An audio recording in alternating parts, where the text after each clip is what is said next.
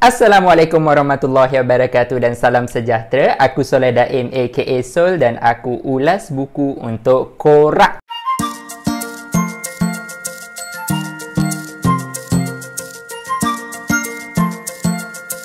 Dalam video kali ini aku akan mengulas sebuah buku yang bertajuk The Inspirizer, Melihat Bahagia di Sebalik Cerita, yang ditulis oleh saudara Zaim Zain, terbitan siri bestnya. Okey, seperti dalam mana-mana video aku akan pecahkan ke beberapa bahagian, dan untuk bahagian yang pertama, bab pertama, iaitu buku ini pasal apa.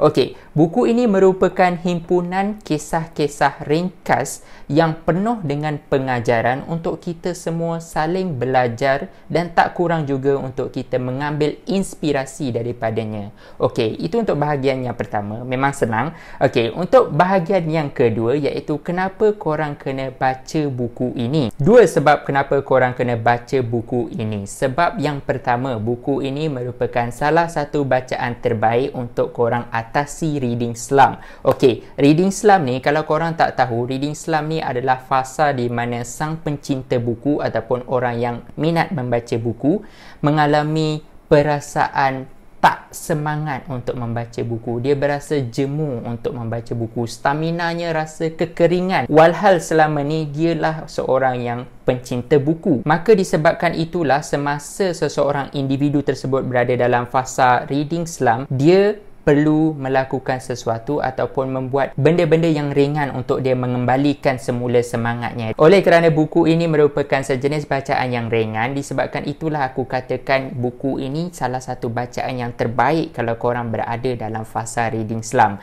Sebab apa? Gaya penulisan buku ni santai, ditambah lagi dengan ilustrasi-ilustrasi yang bagi aku sangat comel, dan dari segi kisah-kisahnya pun agak menarik. Ada cerita-cerita yang membangkitkan emosi geram, ada cerita-cerita yang membangkitkan emosi gembira, ada juga cerita-cerita yang membangkitkan emosi sedih, dan ada juga cerita-cerita yang membangkitkan rasa semangat dalam diri apabila kita membaca buku ini. Manakala untuk sebab yang kedua pula, korang kena baca buku ni adalah demi untuk korang memperoleh inspirasi.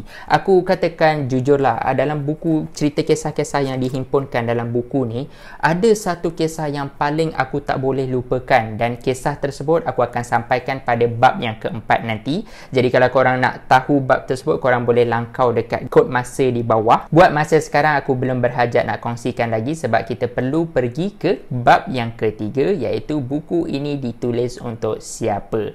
Okey, buku ini ditulis untuk dari semuda-muda usia sehinggalah ke setua-tua usia, tak ada had. Asalkan boleh membaca, maka buku ini sesuai untuk korang. Ada beberapa jenis buku-buku yang ditulis untuk ahli-ahli dalam bidang tersebut, yang membahaskan tentang ciri-ciri yang spesifik, dan biasanya buku-buku macam tu, kalau kita yang bukan ahli ni, kita baca, kita akan hadapi kesukaran dalam nak memahami buku-buku tersebut. Tetapi itu tidak sama sekali berlaku dekat buku ini, kerana buku ini ditulis memang untuk segenap lapisan usia. Jadi sebab itulah aku katakan, tak kisahlah usia berapa sekalipun, dari yang paling muda sehingga yang paling tua, sesuai untuk membaca buku ini. Okey, itu sahaja untuk bab yang ketiga. Sekarang mari kita masuk ke bab yang keempat.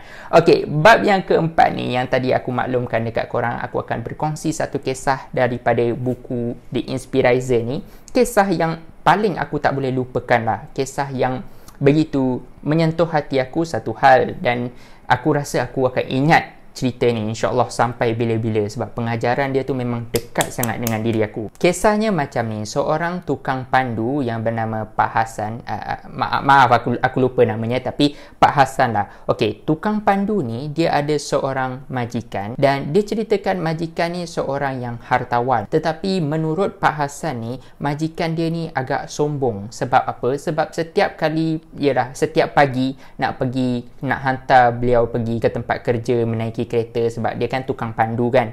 Dia adalah mengucapkan salam ataupun selamat pagi bos atau ucapan-ucapan salam lah macam tu. Dan kadang-kadang dalam kereta pun dia ada cuba bercakap sesuatu pada majikan dia. Tetapi majikan dia ni tak layan. Macam majikan dia ni diam je. Macam dia ucap selamat pagi ke atau dia cuba cakap sesuatu ke. Disebabkan itu, Pak Hassan menganggap majikan dia tu seorang yang sombong. Okey, tapi dalam pada masa yang sama ada sesuatu keajaiban tau. Bukanlah keajaiban tapi lebih kepada seorang yang dermawan ni selalu memberi Pak Hassan bantuan berupa bekalan-bekalan dapur setiap bulan. Macam tiap-tiap bulan adalah dibagi beras ke atau benda yang ni diperlukan, bahan-bahan yang diperlukan dekat dapur. Dan disebabkan dermawan tersebutlah Pak Hassan boleh menyimpan duit lebih yang untuk digunakan bagi tujuan lain daripada gajinya. Yalah, sebab Pak Hassan boleh simpanlah duitnya kan.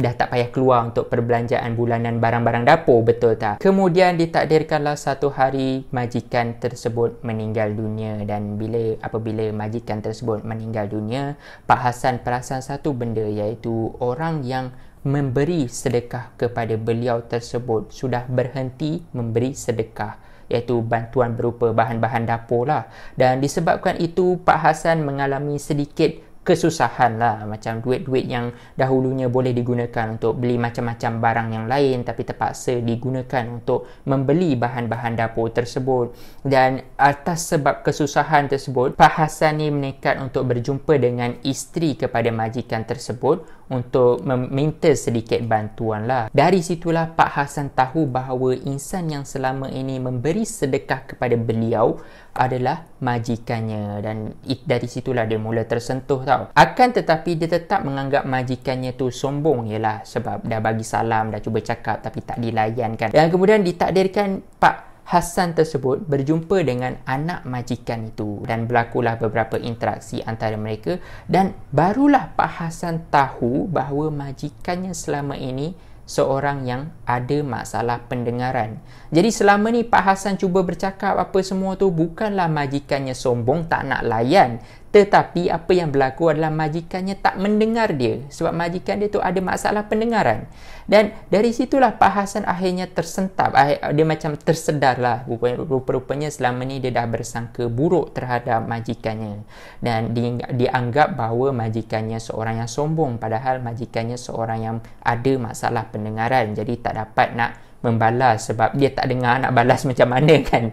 Okey. Dan ditambah lagi dengan majikan dia itulah rupa-rupanya individu yang selama ini memberikan dia dan ahli keluarga dia bantuan berupa bahan-bahan masakan untuk dapur, barang-barang dapur lah, senang. Okey, aku memang sangat terkesan dengan cerita ni sebab aku pun ada pengalaman yang tak jauh beza, iaitu apa benda yang aku sangkakan kepada individu-individu tertentu dalam sekeliling, dalam lingkaran hidup aku kadang-kadang ada sangkaan-sangkaan yang tak baik. Jadi macam apabila rupa-rupanya sangkaan aku salah. Okey, aku tak pastilah berlaku pada korang ke tak, tapi kalau benda ni berlaku pada diri korang, maka kita ambillah pengajaran daripada kisah ini. Okey, baiklah, jadi itulah sahaja untuk resensi video kali ini.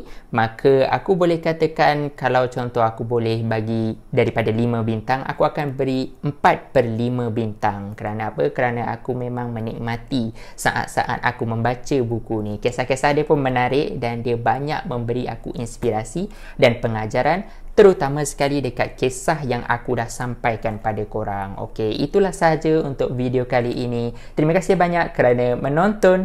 Jangan lupa tekan like dan subscribe. Tekan juga butang kecil loceng dekat bawah tu supaya korang tak terlepas video baru daripada aku. Dan kita jumpa lagi di video akan datang. Ciao.